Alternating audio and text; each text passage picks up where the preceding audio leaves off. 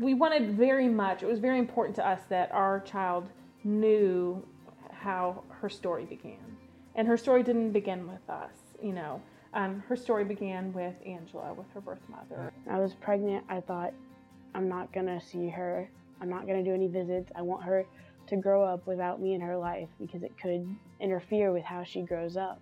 And all these scenarios play that you've heard about over the years of families being in this situation. It's like, you never think you're going to be in that situation. Everyone around me, since I was so young, kept telling me, you're not ready, do an abortion, you can't have a kid yet. I wanted to support Angela as much as I could, and we were prepared to support an abortion decision. And not that that was a faith-based choice, because we didn't really believe it, but we knew it would be an answer for our family.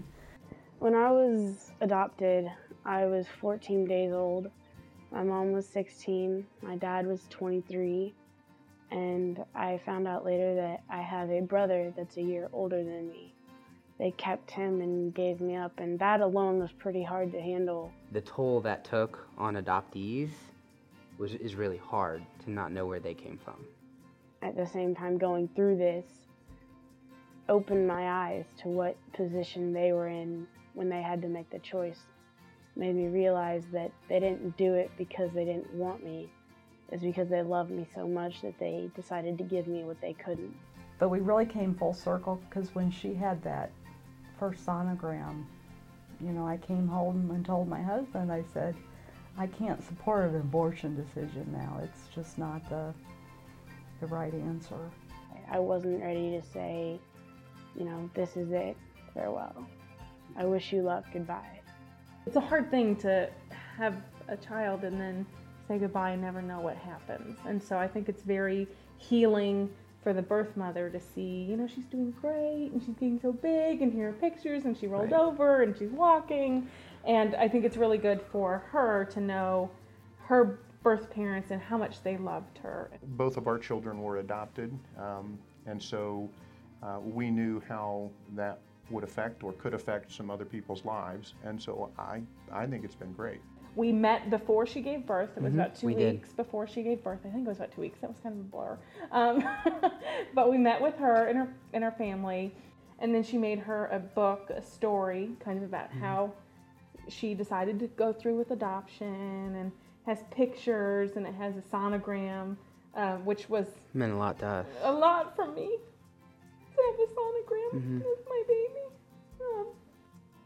If my mom was strong enough not to get an abortion and actually go through with it, then I can be too.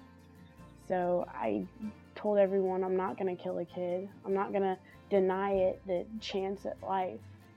And, I actually want to see this through. We are the mom and dad, but she will have her birth mom and dad in her life, hopefully her whole life as well.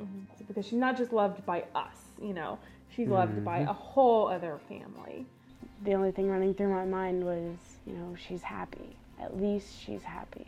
And if she's happy, then I can be happy too.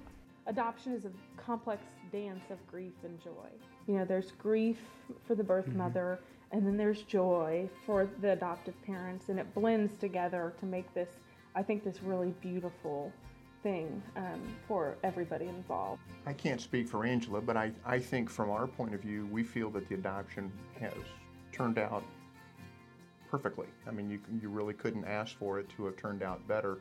It's a God thing. This whole process has been something that we've had to trust, but He's definitely provided for our family, and this is our family, and this is how our family started. Well, Mommy loves you, and I want you to know that I did this for you. I did it because I love you so much, and I'm always going to be here for you whenever you need me.